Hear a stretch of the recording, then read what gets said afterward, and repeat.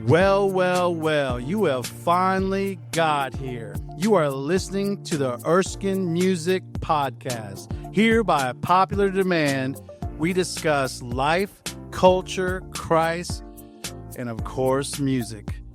These half-hour broadcasts are perfect for a commute, coffee time, chat, or any other gap in your schedule where you want to put great content. So without further ado, let's join the conversation today, already in progress. Just enjoy the crash of the waves, the sound of the ocean, the sea salt, the sand, all the things that the beach has to offer. But if you are not on vacation today, we are going to be talking about technology today. Is it ruining our lives? Probably. You're watching the Erskin Music Show, and hopefully this is not ruining your life, although it just kind of depends on who you are. Nonetheless, we're going to be talking about technology from the standpoint of, are we to be early adopters of technology? Should we not adopt technology at all? What do we mean by technology? All these questions are ruminating in my mind as I'm thinking about the articles that we're going to be looking at. Are we amusing, as Neil Postman said, are we amusing ourselves to death? Is technology destroying us? Are we digital? Am I a digital missionary? By virtue of all of these questions are swirling around. Big hit. You're here on the show. Let the people know today's going to be a good one on the Erskin Music Show. I'm so glad you guys could tune in. Let's get this thing started today.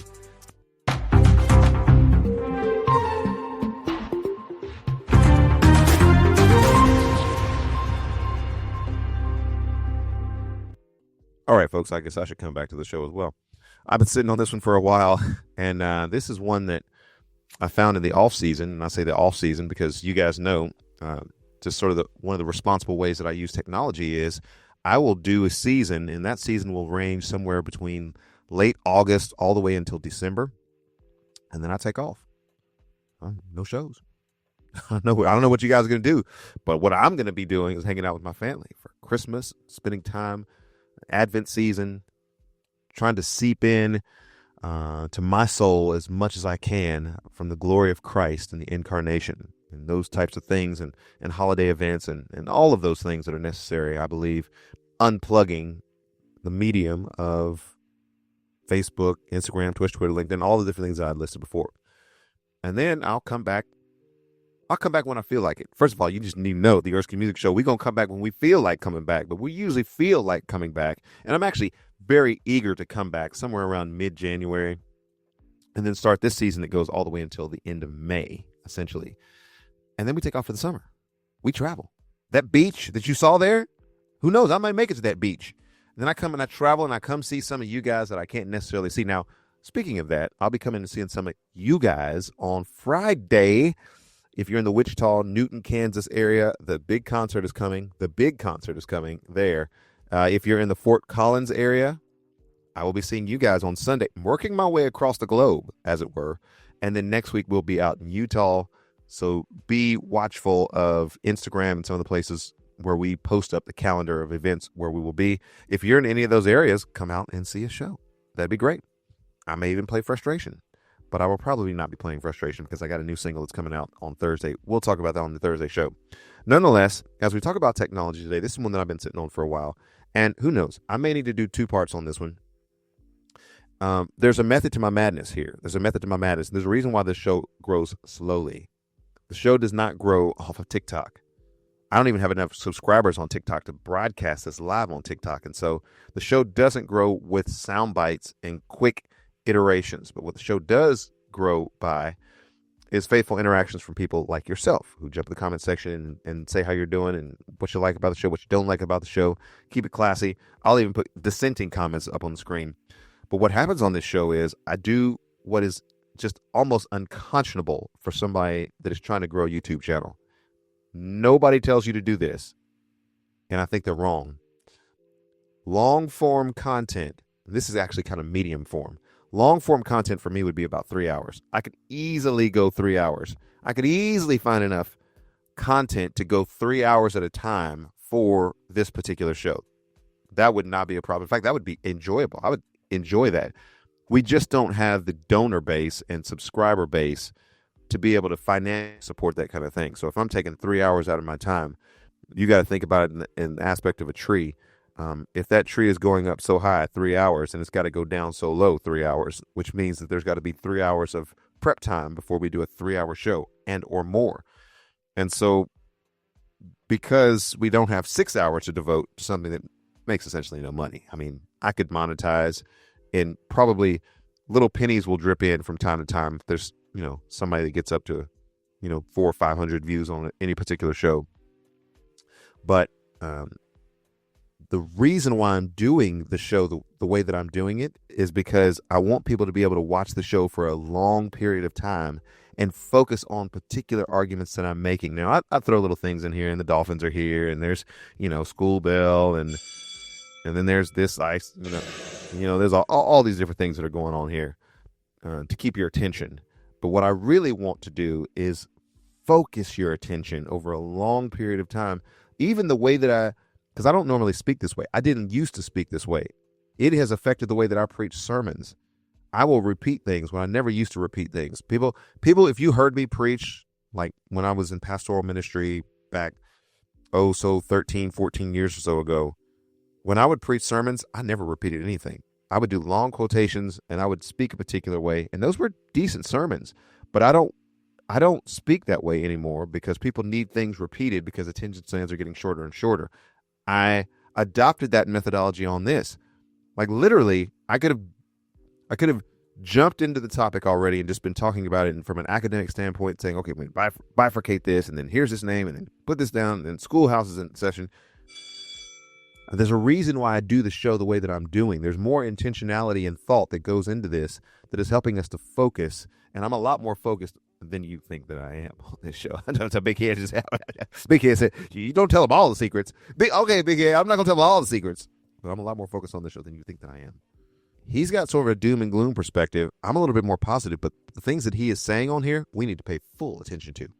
They're all flooding in. We are always being stimulated, and as a result, it is killing our ability to focus. And this isn't just something that we've noticed about ourselves. Research backs this up. Attention spans are declining. It's easy to blame the internet for this problem. And I it's actually much older than that, so fast. The internet's made it worse. And if we want to do something about it, we need to be able to break down the problem and really talk about where it comes from. So that's what we're going to do today. So I'm breaking this problem down into 3 parts, and it all begins with a shift from books to television. So in the 1980s, Neil Postman wrote the book Amusing Ourselves to Death. And we keep hearing about this book called Amusing Ourselves to Death by Neil Postman, and that's not the cover that I have on my book. However, that's a cool cover. I think that may have been a cover after the cover that I have. Oh, that's the 20th anniversary edition. Okay, yeah, so I was going to say that comes after ours.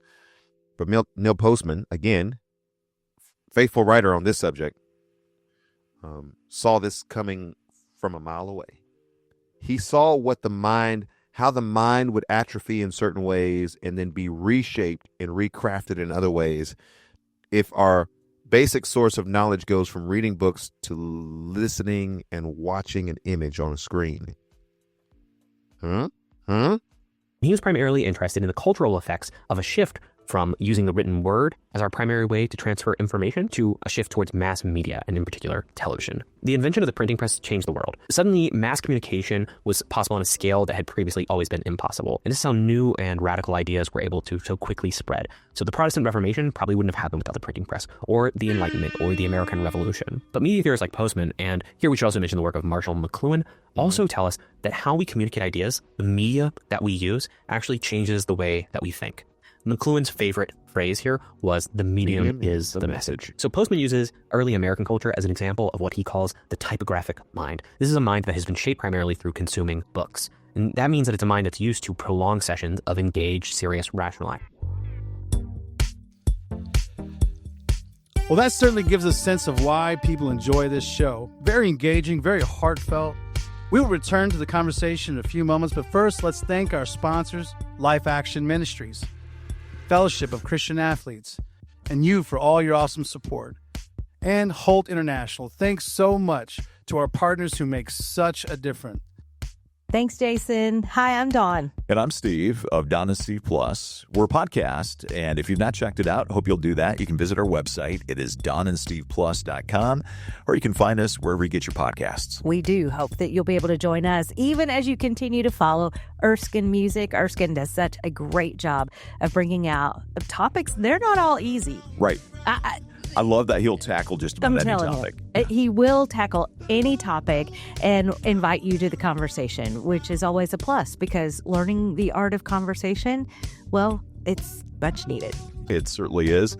And he does a great job with those conversations. So, Erskin, thanks for doing that. Thanks for tackling those tough topics. And thanks for listening to the Erskin Music Show. All right, let's get back to the show. This is where it gets good. Activity. Okay. Activity.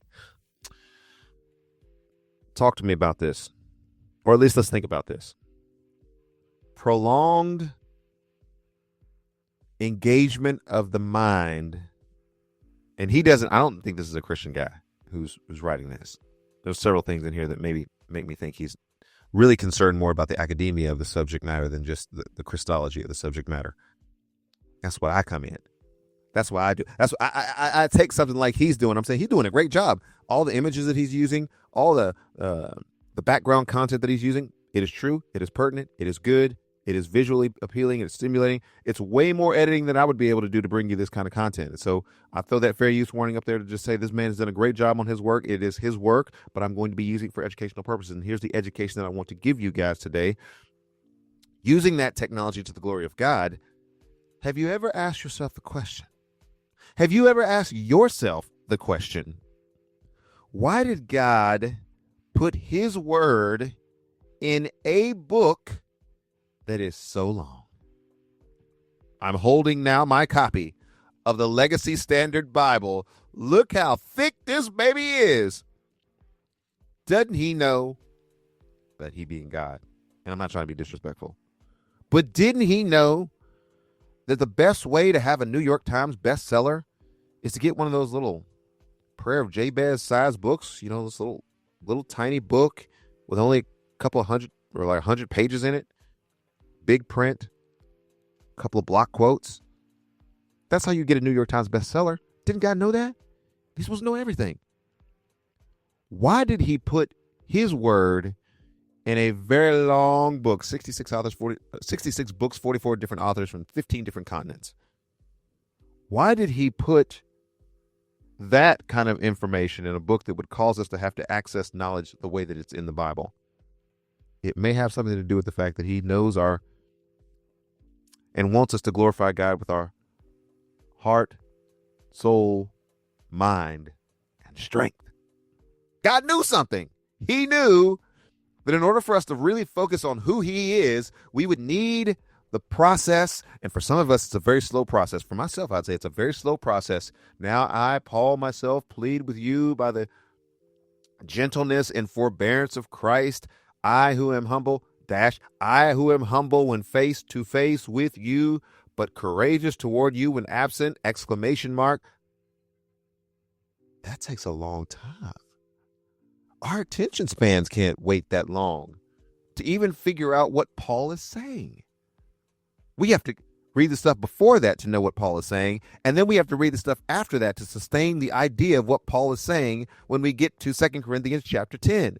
We have to know what 9 said and what chapter 8 said and chapter 7 and 6 and 5 and 4 and 3 and 2 and 1, and we have to know something about the context of the background of 2 Corinthians because it's not the second letter. It may be the 4th or 5th different time that he's corresponded with the Corinthian church. All of these things shape the mind and our attention and our focus, and God directs that in ways that are channeling our hearts, as it were, to the glory of King Jesus. There's a method to the madness.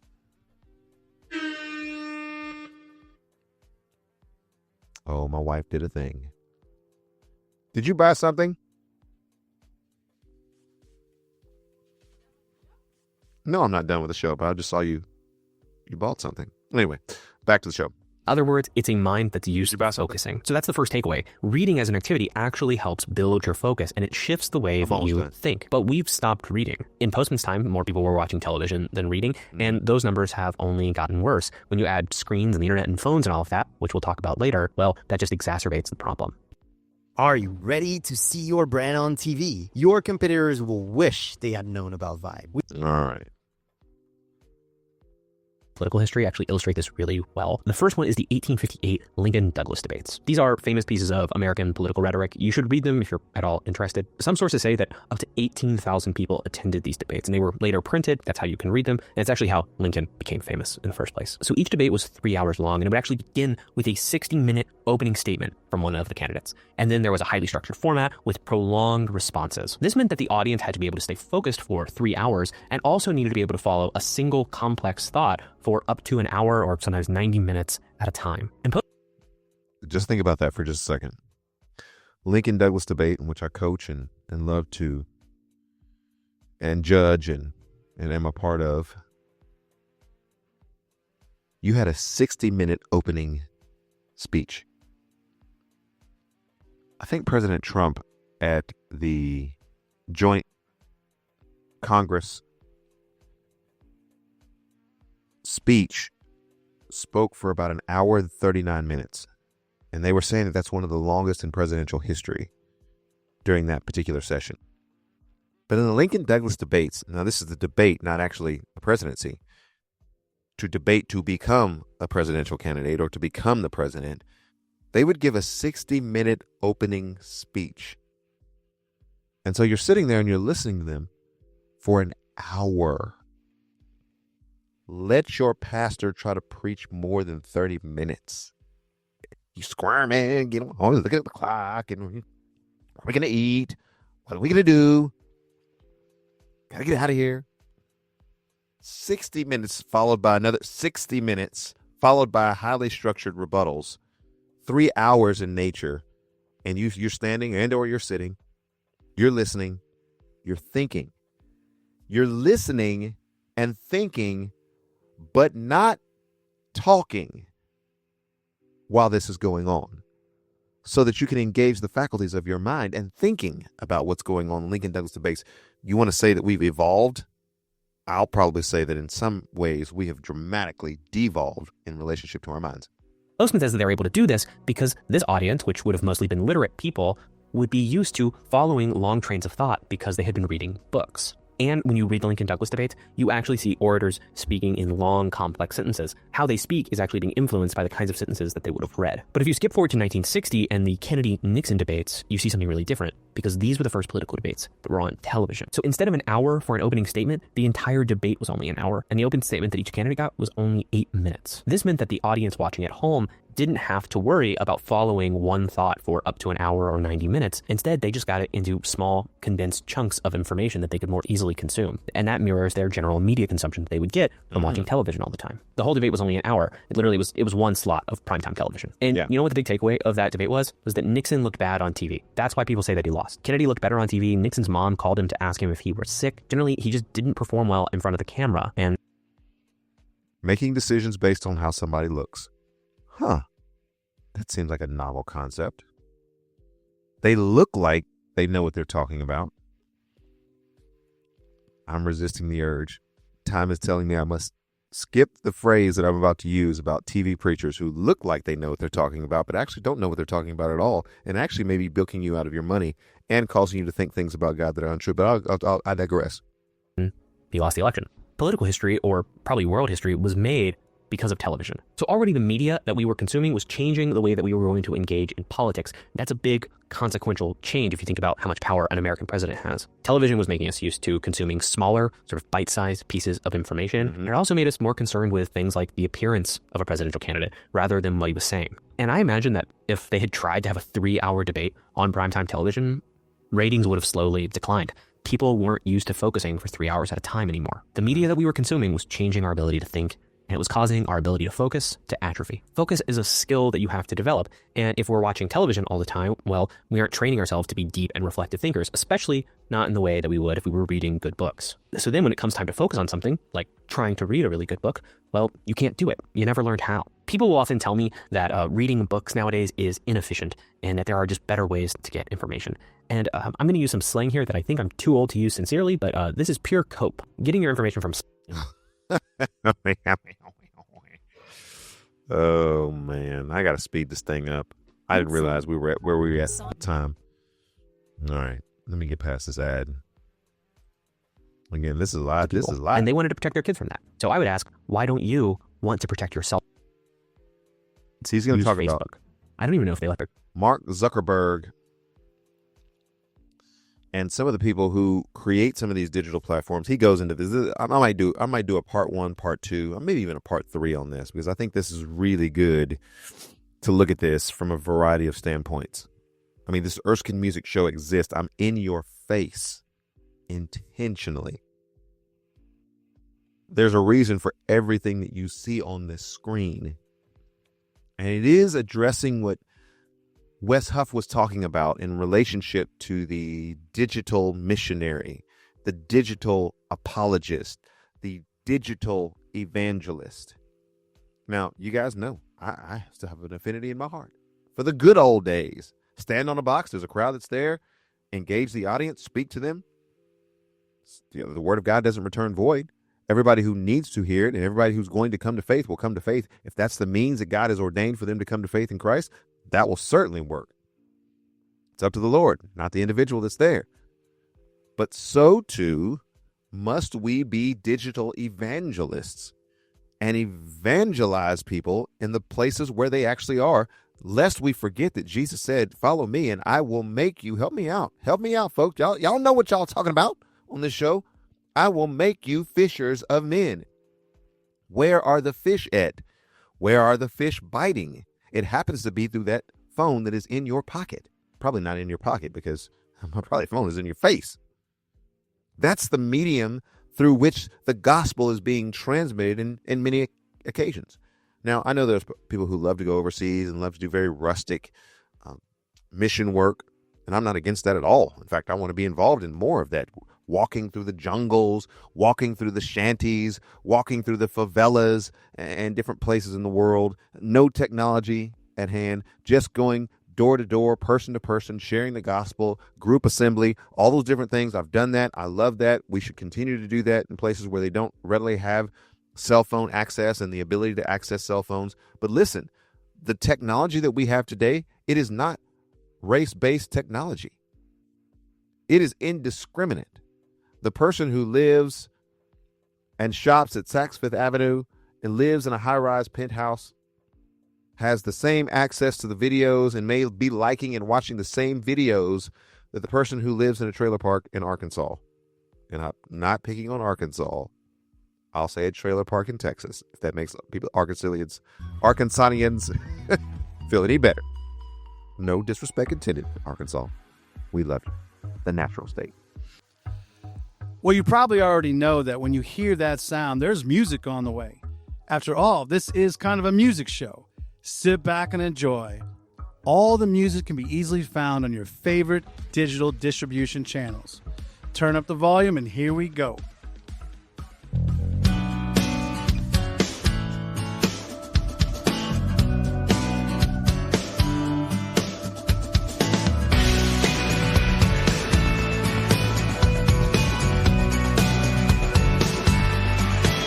So much frustration.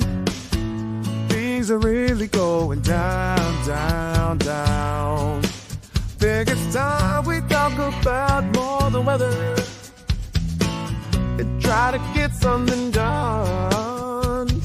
But every time I try to break the news, you turn and run away. Ready to get past all these bad problems. On our face, turn our eyes to heaven, and breathe those beings. We can do this thing together, yeah.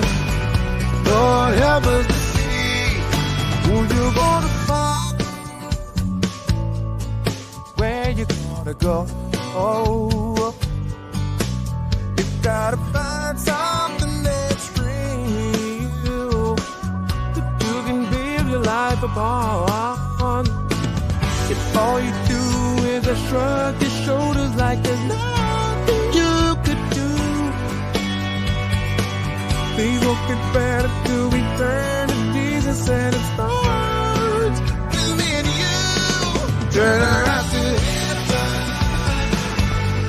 and pray for some peace. Yeah, we can do this thing together. Yeah. Lord, help us to see. Turn our eyes to heaven and pray for some peace. We can do this thing together. Yeah. Lord, help us to see. We didn't start the fire. It's been burning since the world started turning. Baby, with our father Adam. But now the day is coming. Let's get ready to see Jesus.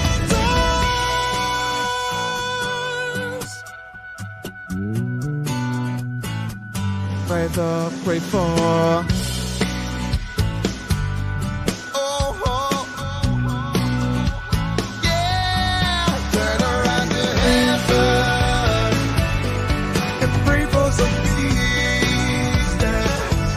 We can do this thing together, yeah.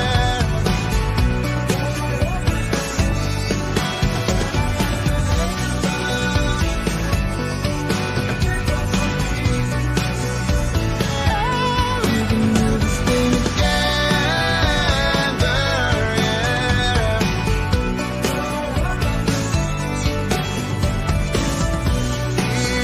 yeah.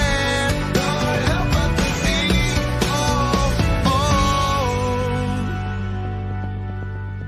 The technology is indiscriminate. That video that you like and or share comes to you the same way that it comes to somebody else. They may have a $1 million, well, not $1 million, but the top of the line, highest storage capacity, iPhone, latest model of that, and you may be watching it still trying to figure out your iPhone 8 or some type of Android nonsense trash phone out there.